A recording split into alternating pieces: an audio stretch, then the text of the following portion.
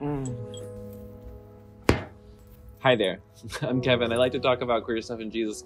And today we're going to talk about surviving the holidays with our family, because sometimes it's a little tricky, right? A little tricky. So I know when I go home to my family, it's a little weird. Sometimes I feel like I have to edit myself. Like I can't walk in like looking like the beauty goddess, like beauty guru that you see before you. Sometimes I gotta butch it up a little bit just because I don't want to have those conversations, you know what I'm saying? And that can be tiresome and taxing. But then there's other times when like I really do want to zhuzh it up. Like I want to like have my nails did, walk into Thanksgiving dinner wearing like a dress and heels or something like that. Sometimes the holidays are about survival, and sometimes the holidays are about picking your battles. And then other times the holidays are a time to really start confronting our families about certain, you know, systemic issues that they're living into, like whiteness or toxic masculinity or the patriarchy, or not acknowledging that Thanksgiving is basically a holiday celebrating the conquering and genocide of an entire people group. You know, things like that. So I am here to give you like two paths diverging in the woods for how you might want to spend your holiday.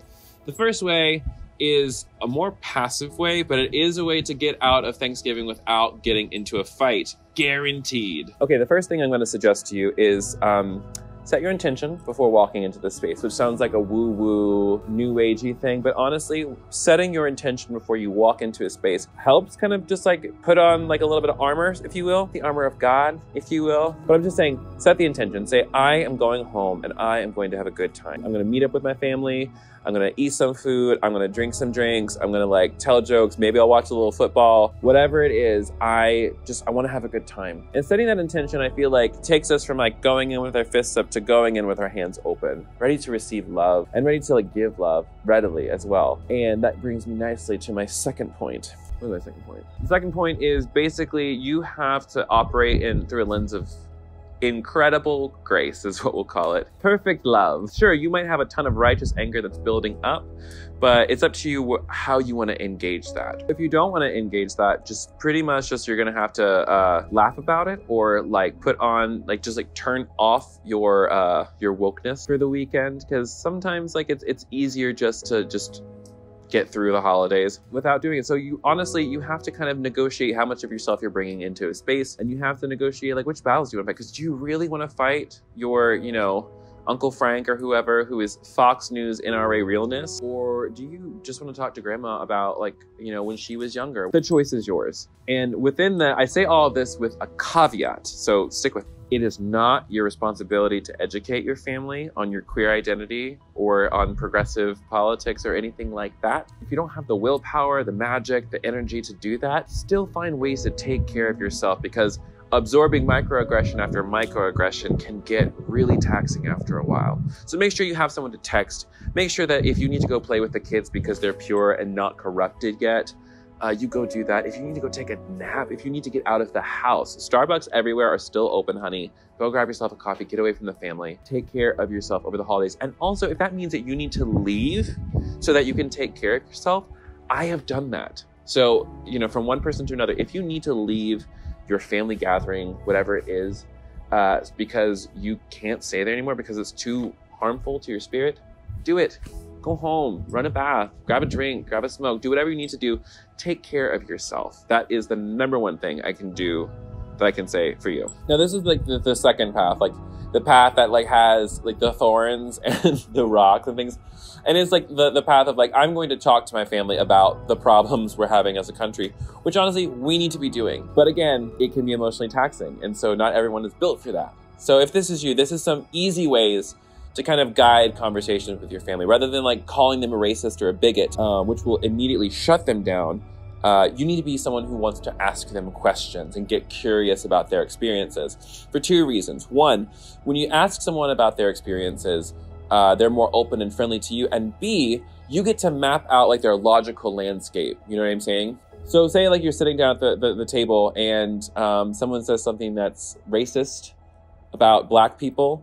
You know, they say something along the lines of, oh, Black Lives Matter is a terrorist organization or something like that. Something you can ask your aunt, uncle, brother, mother, father, whoever it is. So how do your Black friends feel about that? Like when you say that Black Lives Matter is a terrorist organization, it's likely they have a black friend, but sometimes maybe they don't. And Lord knows they probably haven't talked about Black Lives Matters with their black friends if they're saying something like this. So you can say, well, if you don't have a really close black friend that you haven't discussed this with, perhaps you shouldn't have an opinion about it, or maybe you should inquire as to what they think about this, since it affects them more directly. And it's just a really calm statement. It's not a way for you to demean them or tell them that they're stupid. It's just saying hey, I think that it's possible that maybe we can have a more informed conversation about this. The trick in all of this is remaining calm, keeping your tone even, not calling names, not saying that you're a racist or a bigot or anything like that. And if you are a queer person and your family says something disparaging about the queer community, say they say I just don't want men in women's bathrooms, those transgenders are coming to get me. You can easily say, so how do your trans friends feel about that when you say that? And then, I don't have any trans friends. It's disgusting. It's well, I do have trans friends. Or actually, Grandma, I am trans. I know you like to forget that, but just explaining to them, you really shouldn't have a personal policy about something unless you have a personal relationship with somebody from that group. All right, and the last thing I'll say about all of this is, in the end, if your family is just the worst and you still have to go be with them anyways, get yourself some wine, get yourself a beer, whatever it is, whatever your coping thing is. Just sit back, get on Twitter, laugh about it, live tweet your experiences, make a whole to-do out of it, because at the end of the day, if Jesus can turn water into wine and have a party, then I am definitely going to be able to make it through Thanksgiving, honey. What, did you think that this was coffee?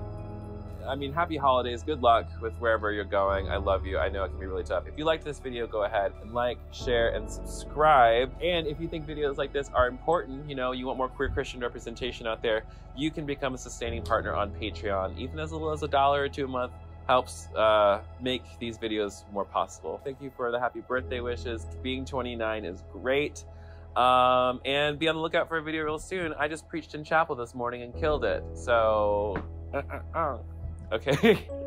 I'm done talking. Until next time, call your therapist, drink some water, eat something delicious, move your body, say hi to your mom for me, and I will talk to you next time. Happy holidays, y'all.